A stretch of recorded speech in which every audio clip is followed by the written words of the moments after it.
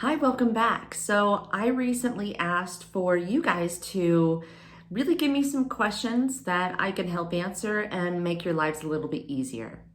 So here's one that I got from you. What if I don't have a metal sink or a sink that I can get like perfectly mirror finished? Like maybe I have a white sink. And really the best answer for that is a shiny sink doesn't necessarily have to be one you can see yourself in. It has to be clean. So my biggest recommendation for someone with a white sink is going to be using something like Barkeeper's Friend. That's definitely going to keep it super, super clean, super, super shiny for a white sink.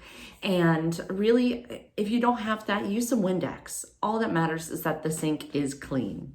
So hopefully that answered it for you. And if you want, check out one of my other videos. I have one on the right. And if you want to be notified the next time that I have another video out, go ahead and click on my face to the left and hit the bell notification icon. So that way you could be notified the next time I have one out. You have a wonderful day.